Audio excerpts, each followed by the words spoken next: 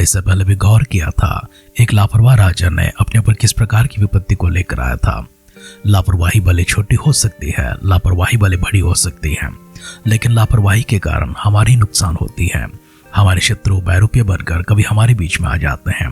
हमारे चारों ओर धोखा ही धोखा होता है, छल ही छल होता है।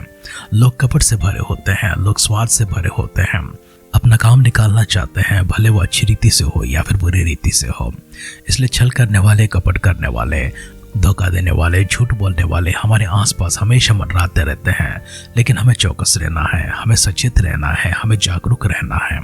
कभी कभी कितनी भी सावधानी क्यों ना बरते, हम सब लोग किसी न किसी धोखे में पड़ जाते हैं।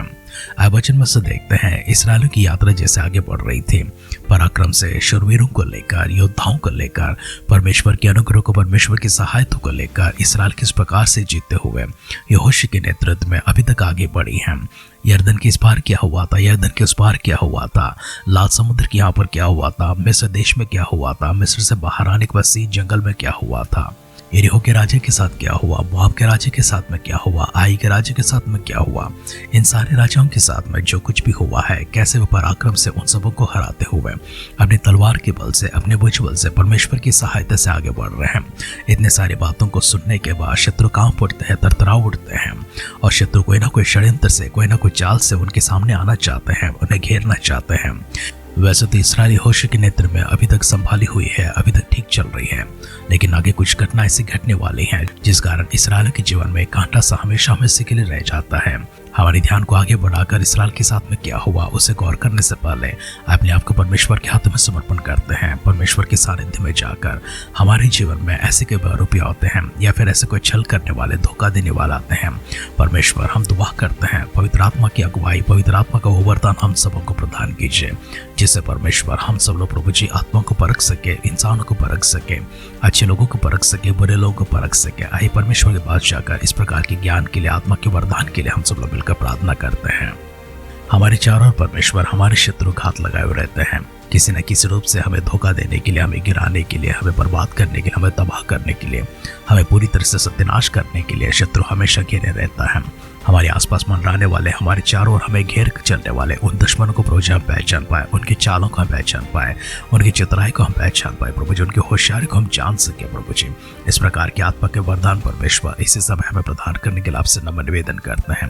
पवित्र आत्मा को वो अभिषेक परमेश्वर, पवित्र आत्मा का वो वरदान परमेश्वर हम सबको प्रदान कीजिए, ताकि प्रभु जी अच्छी बुरी के ज्ञान को हम समझ पाए प्रभु जी, और परमेश्वर सही विवेक के साथ में चलते हुए प्रभु जी दुष्ट आत्मा को पहचान कर, प्रभु जी दुष्ट चाल को पहचानते हुए हम सही राह पर प्रभु जी सचेत होकर आगे बढ़ने के लिए पवित्र आत्मा को वरदान परमेश्वर हम सब की ढहने के लिए प्रार्थना करते हैं। वचन सुनना हमारे सारे परिजनों को आपकी दृष्टि में लेकर आते हैं। प्रत्येक व्यक्ति को पवित्र आत्मा को विशेष अभिषेक से भरने के लिए, उस वरदान से भरने के लिए प्रभु जी, आपके ज्ञान में, आपकी समझ में आगे बढ़ने के लिए प्रभु आप साथ रहते प्रभु जी, आपको कभी ना छोड़ते प्रभु, आपसे कभी दूर ना होते हुए परमेश्वर हमेशा प्रभु जी आपके साथ में लिप्त होकर आगे बढ़ने के लिए हमारे सारे परिजन को हमें भी प्रभु जी ऐसी वरदान प्रदान करने के लिए दुआ करते हैं। आगे के समय परमेश्वर वचन को ध्यान करने जा रहे हैं। पवित्र आत्मा का अगुवाई में भी चलाते रहिए, हमसे बातें करते रहिए। हमारे सारे परिजनों को फिर से एक बार आपकी नजरों में लेकर आते हैं, सभी को प्रभु जी अपनी बरकतों से, तंदुरुस्ती से भरने के लिए, अपनी आशीषमान हाथ प्रभु जी सभी के ऊपर ढेलने के लिए प्रार्थना करते हैं। हर एक को परमेश्वर प्रभु आपकी आत्मा के विशेष अभिषेक से प्रभु और आत्मा के विशेष प्रभु जो वरदान से भरने के लिए दुआ करते हैं। आज के दिन परमेश्वर हमारे जीवन में सामर्थ्य हो प्रभु, आज के दिन परमेश्वर हमारे जीवन विशेष हो प्रभु जी, आपके कृपालु हाथ परमेश्वर इस प्रकार से हमारे ऊपर रखते हुए परमेश्वर आगे बढ़ाने के लिए प्रार्थना करते हैं। सारे परिजनों के एक बार फिर से आपकी दृष्टि में लेकर आते हैं। हमारे देहों को, हमारे मनों को, हमारी प्राणों को प्रभु जी, हमारी आत्मा को आपकी नजरों में लेकर आते हैं, हमारे सोच विचार को भी आपके हाथों में लेकर आते हैं। अभिषेक पर हाथ प्रभु जी हमारे ऊपर रखे, इसके लिए धन्यवाद करते हुए आदर सम्मान महिमा के साथ में हमारे उद्धारकर्ता हमारे प्रभु यीशु मसीह के नाम से इस प्रार्थना को मांगते हैं, सुन और कबूल कर पिता, आमेन आमेन आमेन। आध्यात्मिक जीवन की दैनिक खुराक सुन रहे हमारे सारे प्रिय श्रोताओं को, परमेश्वर के प्रिय भक्तगणों को प्रभु यीशु मसीह के नाम में प्यार भरा जय मसीह की सुप्रभातम और शुभोदय कहते हुए हम सबका मनपसंद ध्यान केंद्र आध्यात्मिक जीवन की दैनिक खुराक में और इस नए दिन में आप सबका स्वागत करते हैं। हमारी अध्ययन यहोशू का ग्रंथ 9 अध्याय में चल रही है। आइए उसका पहला वचन से पढ़ते हुए हमारे ध्यान को आगे बढ़ाएंगे। यह सुनकर हित्ती, एमोरी, कनानी, परिजी, हिवी और यबूसी जितने राजा यरदन के इस पार पहाड़ी देश में और नीचे के देश में और लबानोन के सामने के महानगर के तट पर रहते थे, वे एक मन होकर यहोशू और इस्राएल से लड़ने को इकट्ठे हुए। जब गिबोन ने सुना कि यहोशू ने यरीहो और आई से क्या क्या किया है, तब उन्होंने छल किया और राजदूतों का भेष बनाकर अपने गधों पर पुराने बोरे और पुराने फटे और जोड़े हुए मदिरा के कुप्पे लादकर अपने पाँव में पुरानी गांठी हुई जूतियां और उन पर पुराने वस्त्र पहने और अपने भोजन के लिए सूखी और फफूंदी लगी हुई रोटी ले ली। तब गिलगाल की छावनी में यहोशू के पास जाकर उससे और इस्राएली पुरुषों से कहने लगे, हम दूर देश से आए हैं, इसलिए अब तुम हमसे वाचा बांधो।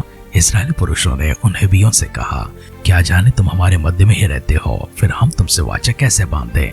उन्होंने यहोशू से कहा, हम तेरे दास हैं। तब यहोशू ने उनसे कहा, तुम कौन हो और कहां से आए हो।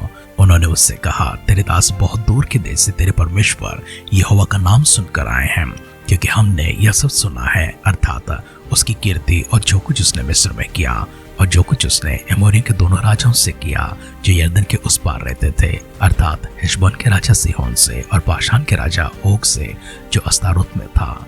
इसलिए हमारे यहाँ के वृद्ध लोगों ने और हमारे देश के सब निवासियों ने हमसे कहा कि मार्ग के लिए अपने साथ भोजन वस्तु लेकर उनसे मिलने को जाओ और उनसे कहना कि हम तुम्हारे दास हैं, इसलिए अब तुम हमसे वाचा बांधो। जिस दिन हम तुम्हारे पास चलने को निकले उस दिन तो हमने अपने अपने घर से यह रोटी गरम और ताजी ली थी, परंतु अब देखो ये सूख गई हैं और इसमें फफूंदी लग गई हैं। फिर ये जो मदिरा के कुप्पे हमने भर लिए थे तब तो नए थे, परंतु देखो अब ये फट गए हैं और हमारे ये वस्त्र और जूतियां बड़ी लंबी यात्रा के कारण पुरानी हो गई हैं। तब उन पुरुषों ने यहोवा से बिना सलाह किए उनके भोजन में से कुछ ग्रहण किया। तब यहोशू ने उनसे मेल करके उनसे यह वाचा बांधी कि तुमको जीवित छोड़ेंगे, और मंडली के प्रधानों ने उनसे शपथ खाई। और उनके साथ वाचा बांधने के 3 दिन के बाद उनको यह समाचार मिला कि वे हमारे पड़ोस के रहने वाले लोग हैं और हमारे ही मध्य में बसे हैं।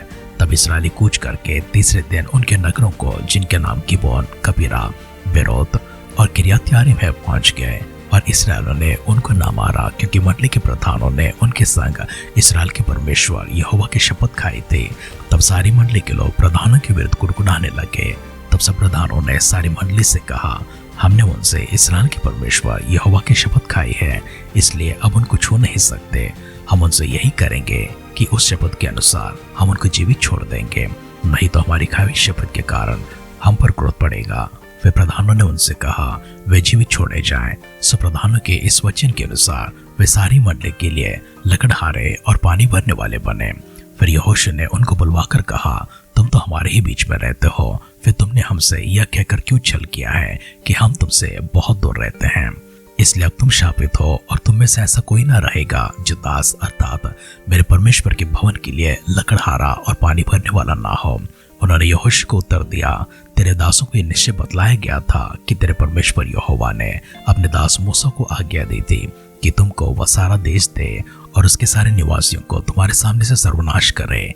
इसलिए हम लोगों को तुम्हारे कारण से अपने प्राणों के लाले पड़ गए, इसलिए हमने ऐसा काम किया और अब हम तेरे वश में हैं। जैसा बर्ताव तुझे भला लगे और ठीक जान पड़े वैसे व्यवहार हमारे साथ कर।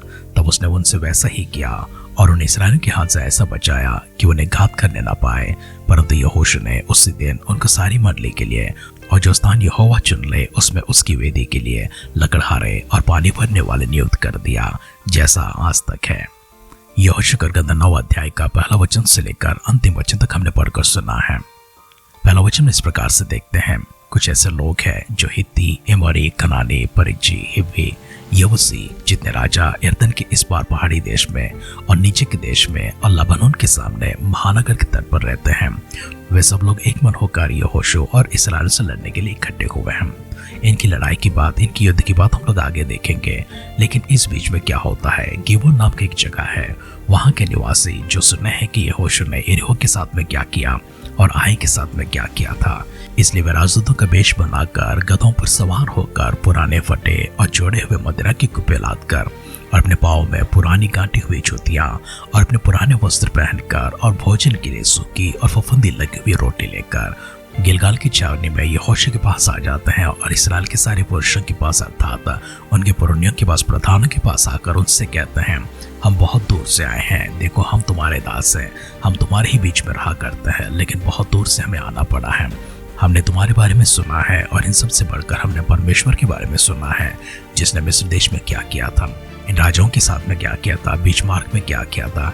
इन सारी बातों को जो कुछ उन्होंने सुना है उन्हें दोहराते हुए उनसे कहते हैं, जब हम घर से निकले थे हमारी रोटियां ताजी थी, लेकिन अभी तो फफूंदी पड़ चुकी हैं, सूख गए हैं। हमारे वस्त्र देखिए, हमारी जूतियों को देखिए, हमारे मदिरे की कुप्पियों को देखिए, वे सब किस प्रकार से पुराने होकर फट चुके हैं। हम तुम्हारे ही दास है, इसलिए हमसे वाचा बांधो कि हम तुम्हारे बीच पर रहें। बिना सोचे समझे इसराइल के प्रधानों ने और बिना सोचे समझे यहोशू ने उनको वचन दिया है और उनसे शपथ खाई है, और शपथ उन्होंने यहोवा परमेश्वर के नाम पर खाए थे। और 3 दिन के बाद उन्हें मालूम पड़ता है वो कोई और नहीं है, उनके पड़ोसी हैं। जब अपनी भेष बदल कर इनके पास आए हैं, इसराइल के प्रधान और यहोशू तो वहां पर निकल चुके हैं, उनके पर वार करना चाहते हैं, उनके पर हमला करना चाहते हैं। लेकिन अंत में इसराइल के प्रधानों ने और यहोशू ने मिलकर अपना मन को बदल लिया है। सारी प्रजा इनके विरोध में कुड़कुड़ाने लगी है, लेकिन इन्होंने कहा है, हमने यहोवा परमेश्वर के नाम से शपथ खाई है, अगर हम इनके पर वार करते हैं, अपने हाथ को उठाते हैं, तो परमेश्वर का क्रोध हमारे ऊपर आ जाएगा। इसलिए भलाई यह है कि हम उन्हें जीवित छोड़ देंगे, लेकिन उनको हमेशा हमेशा के लिए हम दास बनाएंगे। और उनमें से ऐसा कोई व्यक्ति ना होगा, उनसे जाकर कहते हैं, तुम में से ऐसा कोई व्यक्ति ना होगा जो दास न ठहरेगा, अर्थात परमेश्वर के भवन के लिए लकड़ी को लेकर आने वाले और सारे इसराइल की मंडली के लिए पानी को लेकर आने वाले बनेंगे। गिबोन से आई हुई प्रजा जिनको इसराइल ने जीवित छोड़ दिया था, वे उनके लिए हमेशा हमेशा के लिए लकड़ी काटने वाले और पानी भरने वाले दास बन गए हैं। यहोशू ने उनसे कहा, तुमने हमारे साथ छल किया है और इस कारण से तुम शापित हो चुके हो। यह शाप तुम्हारे ऊपर हमेशा हमेशा के लिए रहेगा। और वचन कहता है कि आज तक, अर्थात इन वचनों को लिखे जाने के समय तक, वे सब लोग इसराइलियों के लिए लकड़ी लाने वाले और पानी भरने वाले बने रहे हैं। आरंभ के शब्दों में जिस प्रकार से कहा गया, हमें सचेत रहना है, चौकस रहना है। कभी कभी हम जज्बाती होकर प्रतिज्ञा कर देते हैं, कभी कभी हम भावुक होकर वचन दे देते हैं। वचन देने से पहले एक बार सोचना भी जरूरी है कि हमसे जो मांग रखने वाला व्यक्ति है वो कितनी बड़ी मांग को रखने वाला है। क्या उस मांग के कारण हमने जो वचन दिया है, उस वचन के कारण हमारे लिए कोई ऐसी नुकसान होगी, या फिर हमारे लिए कोई घात ऐसी है जो छुप कर बैठी हुई है। इन सारी बातों के विषय में हमें सावधान होना चाहिए। कभी जज्बात में जाकर या फिर भावुक होकर या फिर दबाव में जाकर मजबूरी में अगर वचन देना पड़े, तो सोच समझकर उनसे कहना, जो संभव हो सके हम करेंगे। प्रभु यीशु मसीह कहते हैं, कभी शपथ ना खाना, तुम्हारी एक शब्द हाँ है तो हाँ है, ना है तो ना है। आसमान के नाम पर शपथ ना खाना, क्योंकि वो स्वर्ग है और वहां पर परमेश्वर का सिंहासन है। धरती के नाम पर शपथ ना खाना, वो परमेश्वर के पांव रखने की चौकी है। इसलिए जब भी शपथ खाओगे या फिर वचन दोगे, हाँ है तो हाँ में कहना, ना है तो ना में कहना। संभव जितनी हो सके समझदारी के साथ में, सोच के साथ में आगे बढ़ना। अगर ऐसा ना हुआ, यहोशू ने और इसराइल के प्रधानों ने जो गलती की है, वही गलती शायद आपके जीवन में हो जाए। आइए दुआ करते हैं। हम सलामत रहे, हम तंदुरुस्त रहे, हम जीवित रहे, हम बरकतों से भरे जाएं। इसके लिए परमेश्वर हमारे विश्वास को बढ़ाने के लिए, हमें दृढ़ करने के लिए, हमें स्थिर करने के लिए आपने कई सारी प्रतिज्ञा प्रभु जी हमारे ऊपर रखी हैं। इन सारी प्रतिज्ञाओं को परमेश्वर हम स्मरण करते हैं, लेकिन आप हमसे कहते हैं प्रभु जी हम प्रतिज्ञाओं से दूर रहें। हाँ है तो हाँ है, ना है तो ना है। प्रभु जी आपके वचन परमेश्वर हम विश्वास करते रहें, आपके वचन के आधार पर हम लोग चलते रहे। पूर्ण भरोसा परमेश्वर हमारा आपके पर रखे प्रभु जी, आगे बढ़ने के लिए, हमें पूर्णता से प्रभु जी चलाने के लिए परमेश्वर आपकी आत्मा का अगुवाई के लिए, आपकी आत्मा का अभिषेक के लिए प्रार्थना करते हैं। आज के हमारे वर्तमान दिन में आपने हमसे बातें की हैं, इसके लिए धन्यवाद करते हैं। आगे का समय भी आपकी नजरों में लेकर आते हैं, भलाई के साथ में, तंदुरुस्ती के साथ में, कुशल क्षेम के साथ में, बरकतों के साथ में, ढेरों आशीर्वादों के साथ परमेश्वर हमें तृप्त करते हुए आज दिन को प्रभु आशीषमान बनाने के लिए दुआ करते हैं। कल सुबह प्रभु जी फिर से एक बार हमें मिलना चाहते हैं। प्रभु यीशु मसीह के बादलों की आग में विलंब होगी, कल मिलने के लिए प्रभु जी सौभाग्य उनको प्रदान कीजिए। अगर ऐसा ना हुआ, स्वर्ग लोक में हमें शामिल करने के लिए दुआ करते हैं। हमारी सारी प्रार्थनाओं को परमेश्वर अपने सुनकर हमें दे उत्तरों के लिए धन्यवाद करते हुए हमारे उद्धारकर्ता हमारे प्रभु यीशु मसीह के नाम से हमारी इस प्रार्थना को मांगते हैं। सुन और कबूल कर पिता, आमेन आमेन आमेन। आध्यात्मिक जीवन की दैनिक खुराक हमेशा की तरह ही कल सुबह फिर से एक बार आपके घर पर आपके उठने से पहले ही एक नए वचन को लेकर, नई सामत को लेकर, नई शक्ति को लेकर, नए अभिषेक को लेकर और एक नई दिशा में आपको चलाते हुए एक नएपन की ओर आपको बढ़ाने के लिए फिर से एक बार आपके घर पर दस्तक देगी। प्रभु यीशु मसीह के बादलों की आगमन विलंब होती है। हम सब लोग फिर से एक बार कल सुबह मिलकर परमेश्वर की स्तुति, महिमा, गौरव, आराधना करने के लिए यहाँ पर एकत्रित हो जाएंगे। अगर ऐसा ना हुआ, स्वर्ग लोक में हम सब लोग एक दूसरे को मिलेंगे। परमेश्वर आपके साथ रहे, आपको बल दे, सामर्थ्य दे, आपको ढेरों आशीर्वादों से, खुशी और आनंद से भरे। हमारे से दुआ और कामना के साथ आज के ध्यान कहीं पर समाप्त करते हैं। आप सुनते रहिए, सुनाते रहिए आध्यात्मिक जीवन की दैनिक खुराक कल फिर मिलेंगे। अपना ख्याल रखिए, अपनों का ख्याल रखिए, दूसरों का भी ख्याल रखिए। God bless you.